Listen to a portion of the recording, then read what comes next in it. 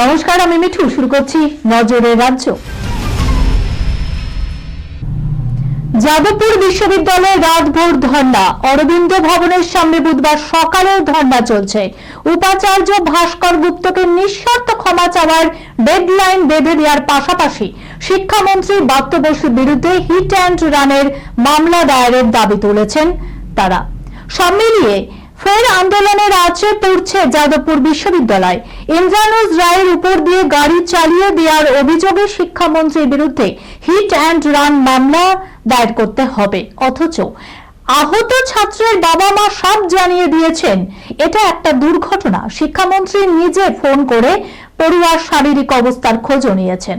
আর এই ব্যবহারে মুগ্ধ ইন্দ্রানুজের পরিবার।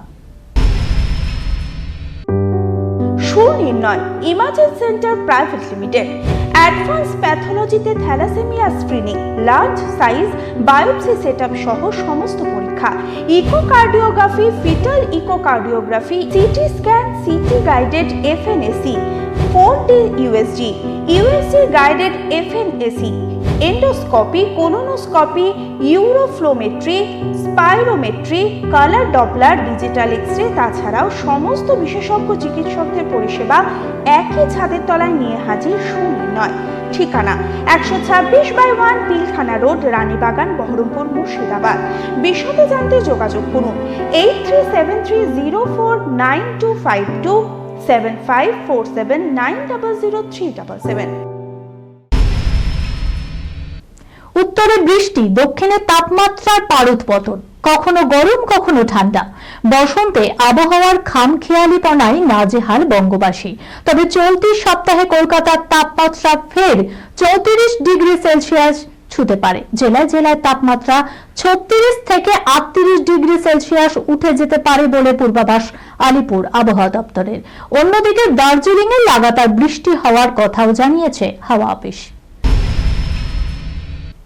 আইসিসি টুর্নামেন্টের নকআউটে অস্ট্রেলিয়া মানেই বিভীষিকা। যে আতঙ্কের বলি ভারতকে হতে হয়েছে 2023 বিশ্বকাপের ফাইনালে। মঙ্গলবার টিম ইন্ডিয়ার সামনে চ্যালেঞ্জ ছিল অজি জুজুটোপকে চ্যাম্পিয়ন ট্রফির ফাইনালে ওঠার, সেই সঙ্গে অভেদ্র অজি মিথ ভেঙে দেওয়ারও। দুবাইয়ের একই সঙ্গে সেই জোড়া চ্যালেঞ্জ উতরে গেল টিম ইন্ডিয়া। 2023 বিশ্বকাপে হারের মধুর বদলা নিয়ে চ্যাম্পিয়ন ট্রফির ফাইনালে উঠে গেল রোহিত ব্রিগেড। ভারত জিতল 4 উইকেটে, সৌজন্যে সেই বিরাট কোহলি, যার ব্যাট অতীতেও বহু রূপকথা লিখেছে। আর 1 বছর হলেই 1 যুগ হয়ে যাবে মুক্তি আটকে অভিনেতা তথা প্রযোজক দেবের স্বপ্নের প্রজেক্ট।